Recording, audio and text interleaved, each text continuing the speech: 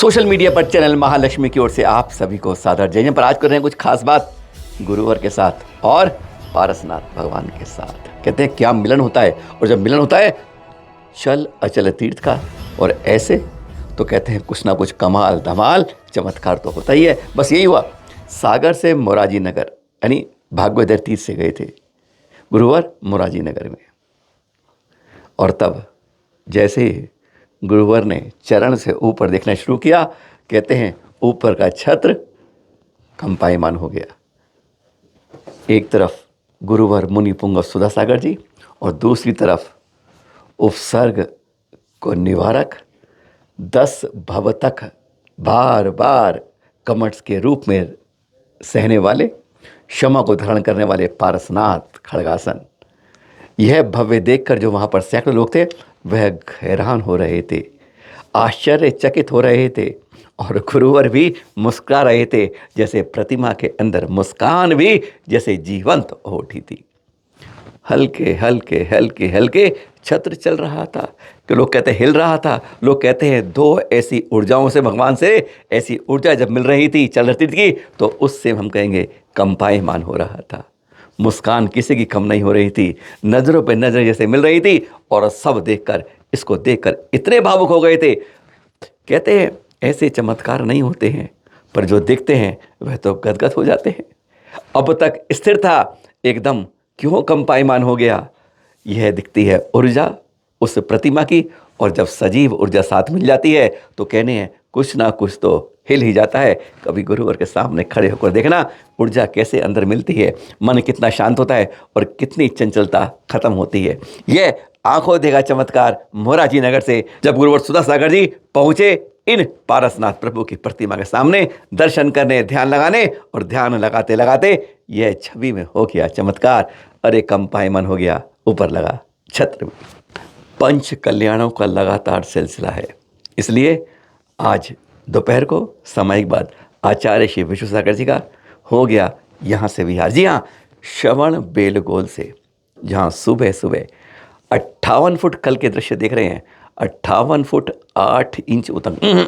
मत कहिएगा आप 57 फुट, क्योंकि सरकार ने भी नाप के इसकी उगाई, और हम लोग 57 करते हैं 58 इंच के इस उतंग श्रवण बेलगोल में भगवान बाहुबली के दर्शन किए, वहाँ पर अभिषेक देखा। और पता है खास बात, गुरुवर आचार्य विश्व सागर जी ने वहीं पर एक नए ग्रंथ की रचना की शुरुआत कर दी, शुभारंभ कर दिया। वह दृश्य भी देखकर गदगद हो रहे थे। बाकी संघ के गुरुवर उनको देख रहे थे, मुनिराज क्या से क्या शुरू कर रहे हैं।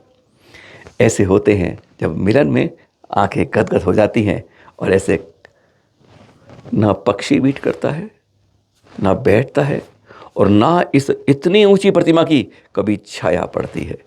आश्चर्य होगा आपको, लेकिन चैनल मालिक ने खुद देखा, आपको दिखाएंगे केवल एक जगह छाया पड़ती है, और वह कहाँ होती है आप नहीं सोच पाएंगे, वह भी दिखाएंगे, कभी आगे बताएंगे। पर यहाँ तो आचार्य श्री विश्व सागर जी कैसे ध्यान कृत होकर ऊपर निहारते हैं प्रतिमा को, और फिर खटाखट एक नए ग्रंथ की शुरुआत करते हैं। जगह जगह अब संभल की मस्जिद की बात हो रही है, जगह जगह इतिहास को सही रूप से तराशने की बात हो रही है।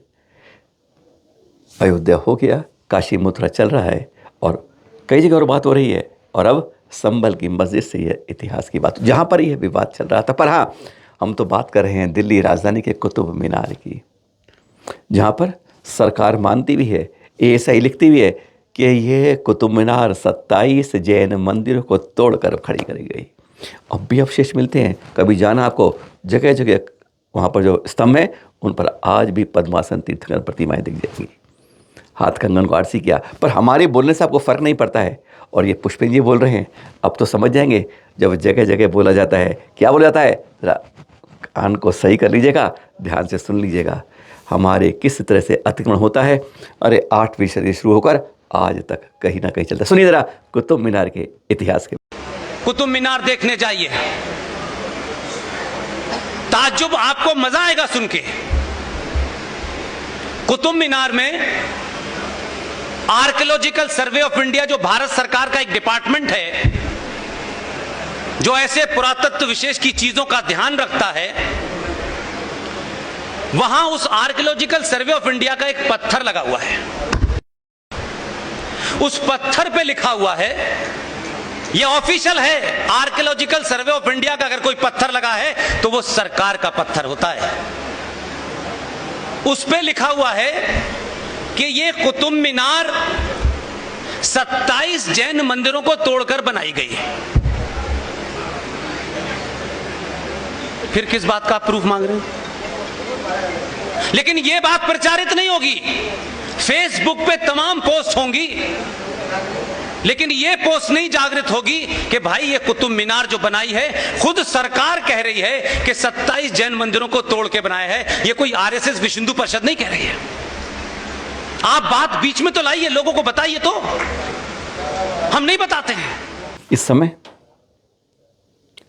भारतवर्षीय दिगंबर जैन तीर्थ क्षेत्र कमेटी पूरे देश का जैसे दौरा कर रही है, हर तीर्थ के बारे में खबर ले रही है और अपने 10 अंचल बनाकर उन सबको खड़ा कर रही है। देख रहे हैं आप ये दृश्य पुडुचेरी से हैं, जब अध्यक्ष जम्मू प्रसाद जैन जी, उत्तराखंड उत्तरांचल के अध्यक्ष जवाहरलाल जी के साथ चैनल महालक्ष्मी जाने का भी, इन तीर्थों में जाने का हर जगह मौका मिल रहा है, अवसर मिल रहा है कि उन तीर्थों के बारे में आप सबको जन जन तक पहुँचा। पर हाँ, 125 साल हो रहे हैं तीर्थ क्षेत्र कमेटी के, कहते हैं नॉन स्टॉप, ना कोई दो फाड़ होते हैं, ना कुछ होता है, और लगातार शुरुआत की थी श्रवण बेलगोल और सम्मेश गढ़ी सीढ़ियों से, यही तो हमने बताया वहाँ पर। और अंतिम प्रमुख बात हुई जब 27 सितंबर को राष्ट्रीय अल्पसंख्यक आयोग के अंदर बैठक हुई थी, वहाँ पर तीर्थों की सुरक्षा के लिए और प्राकृतिक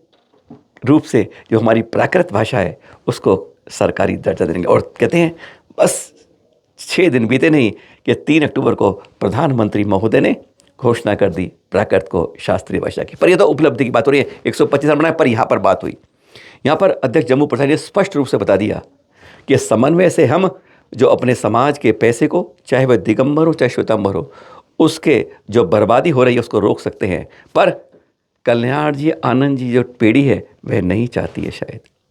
अभी लगातार 1.5 माह के अंदर 9 दिन की लगातार सुनवाई हुई थी शिखर जी वाले, उन्होंने बताया, लेकिन उसके बाद भी जब जज महान ने बताया डबल बेंच में चल रही है सुनवाई, 40 साल बाद तो सुनवाई शुरू हुई है, 100 साल से ऊपर केस चल रहा है, लेकिन उसके बाद भी जब उन्होंने कहा कि हमें दिसंबर तक निर्णय देना है, हमारे पास 4-5 तारीखें और मिल सकती हैं आपको, लेकिन तब कल्याण जी ट्रस्ट की वकील जिन्होंने कह दिया नहीं, हमें तो 4-5 दिन से ज़्यादा लग जाएंगे, यानी हम केस को सुलझाने के लिए, निर्णय के लिए नहीं पहुँचे हैं, हम तो इसको चाहते हैं कि ये चलता रहे और समाज का पैसा यूं ही अपव्यय होता रहे। अब डबल बेंच ने मुख्य न्यायाधीश पे केस भेज दिया। अब 3 जजों की बेंच सुनवाई करेगी, कब फाइल खुलेगी और फिर नीचे से फिर शुरुआत होगी। करोड़ों रुपए जैन समाज का ऐसे बर्बाद हो रहा है, किसी को जैसे तरस नहीं आता है, चाहे श्वेतांबर भाई हो चाहे दिगंबर भाई हो, दोनों का ये पैसा अव्यय। तो ये बात जम्मू प्रसाद यहाँ गई। पर यहाँ पुडुचेरी में एक बात खास मिली हमें, जो यहाँ के लोगों ने कहा, उन्होंने साधुओं को संकेत करते हुए कहा कि हमारे क्षेत्र में कृपया हाथ जोड़ के संतवाद पंथवाद को बढ़ा मत दीजिए।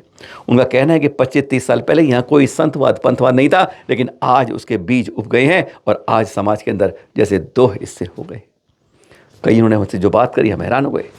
जवाहरलाल जी ने स्पष्ट यहाँ पर स्पष्ट कह दिया कि अब 125वां तो हमें मिलाने का बहाना मिला है, ये हमें एक होने का, आर्थिक मजबूत होने का, सामाजिक संगठन को और ऊंचाई पहुंचाने के लिए यह एक मिसाल के रूप में काम करना है।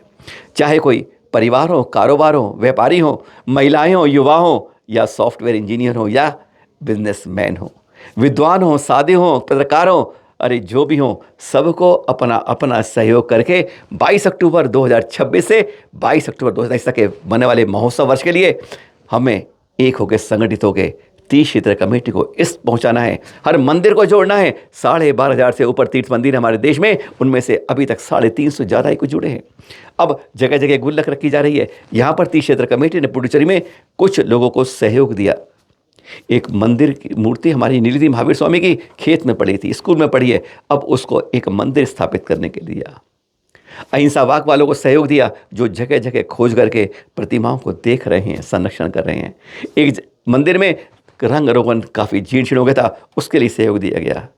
यानी आप लोग सहयोग करते हैं, तीर्थ क्षेत्र कमेटी आगे सहयोग करती है, बस इसी तरीके से कार्रवाई चलती है। ये दृश्य आप सारे देख रहे हैं पुडुचेरी से, जब यहाँ पर तमिलनाडु, केरल, पुडुचेरी, साथ में तेलंगाना, आंध्र प्रदेश, यानी 5 साउथ के राज्यों के लिए संजय ठोलिया जी अध्यक्ष बने और उनकी अंचल मीटिंग का यह शपथ सम्मान समारोह था और एक अंचल की मीटिंग थी कि कैसे कैसे आगे योजना में महिलाओं ने काफ़ी योग दिया यहाँ पर। उन्होंने कहा हम सब अपने परिवार में हज़ार रुपए इकट्ठे करके भी आगे बढ़ाएंगे, यानी छोटे छोटे बच्चे लेकर महिलाएं तक उत्सुक थी इस काम के लिए कि हमें कैसे सहयोग करना है। बस इसी तरीके से हम सबको मिलकर अपने तीर्थों की सुरक्षा संरक्षण में अपना अपना कर्तव्य निभाना है। और हाँ, ये पार्किंग स्थल नहीं है बाइकों का, ये खड़े होकर कहीं मस्ती नहीं की जा रही है, ये तो इंतजार किया रहा है जैन भाइयों का कि आओ इस बाइक पर बैठो, वंदना मार्ग को हम तोड़ते हैं मिलके,